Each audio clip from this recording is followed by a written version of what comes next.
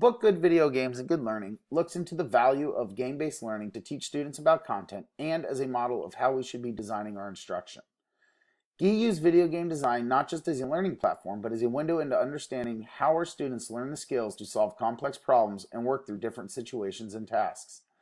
Before writing about video games, James Paul Guy wrote about language and literacy and is a linguist and educator by training. As he was playing video games with his son and had to learn a new language and skill set to complete different tasks, it dawned on him, good games are good learning machines. Guy is speaking to educators and school systems to embrace and utilize the power game-based learning can have. I have seen it pop up more in curriculum and professional development, but it seems to be more gamification. Guy really gets into game-based learning. He gets past the content of the game and into the true learning process that is happening when we play these complex games. John Paul G argues how digital media works like literacy. He states how good video game is a context of learning. Good games are problem-solving spaces that creates deep learning. We have been taught that pleasure is fun and learning is work, therefore work is not fun. But in fact, good video games are hard work and deep fun. People often say they are playing when they're working hard at learning, or those people who love their work. A quote from the author: a game like approach to learning, not having fun. Stimulations in a situated and embodied way holds out a good deal of potential as a foundation for learning that leads to problem solving and not just paper, pencil, test passing.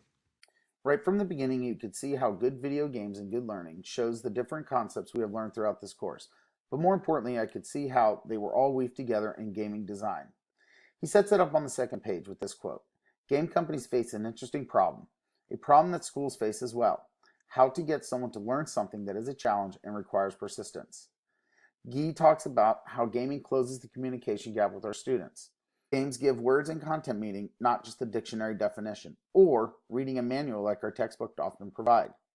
Gaming provides the platform for students to learn how to communicate, problem solve, and apply prior knowledge to new situations. Gaming helps close this gap. Guy's very first chapter is on why video games are good for the soul. This really reinforces Baggio, Dervin, the site design models we looked at, and all the other work we did looking at our end user profile and audience. Pleasure and emotional involvement are essential to thinking and learning as well as a well-designed game. The game Grand Theft Auto San Andreas involved poverty, urban community, and high crime. However, the gameplay involves solving problems strategically, such as how to ride a bike through city streets so as to evade police or criminals, and follow a map to end up safely where you need to go. Video game can be a community of practice. For example, World of Warcraft. People are learning new identities, new form of social interaction, and even new values, thus providing a sense of belongingness. Game designers are theoreticians of learning. They manage to get new players to learn long, complex, and difficult games and have fun doing it. Otherwise, the video game isn't any good and doesn't sell. Game-based learning provides the experience that students don't have access to.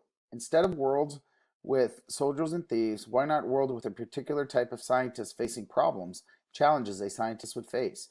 We could do simulations and solve problems as a scientist, like trying to figure out the impact overfishing is having and designing solutions to rebalance the ecosystem. And PE students would have to keep an avatar healthy with a diet and activity and see the impact on mental health, or a simulated training program like a marathon or a Tough Mudders race. In problem solving, games can get well-ordered problems that guide the learner. I also like the fish tank and sandbox analogy Guy uses. Fish tanks can represent an entire ecosystem in one little tank, and sandboxes offer a safe place for kids to play and interact. Good games have this as their first couple of levels so the players can learn the basic skills of the game in the fish tank and then try them in the sandbox before applying them to the next levels. We need to keep this idea in mind when we are designing units and projects. They need to learn the surface knowledge and skills before having a deep understanding and transferring that knowledge to different scenarios. If this is so great, then why aren't publishers game designers? Or are they?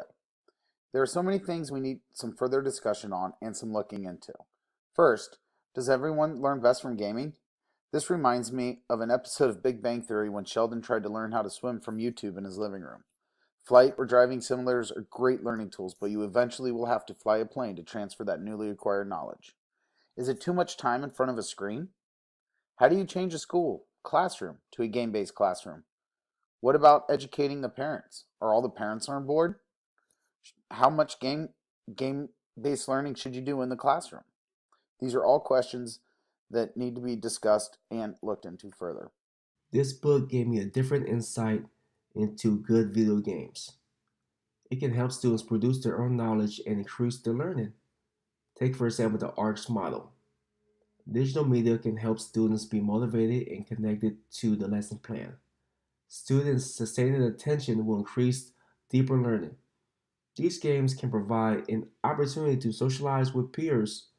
Some games can be pleasantly frustrating.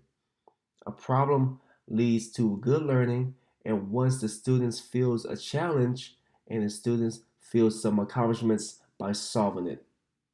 Video games are like literacy and computers. We can study and exercise our brain in ways that may give us deeper insight into human thinking and learning.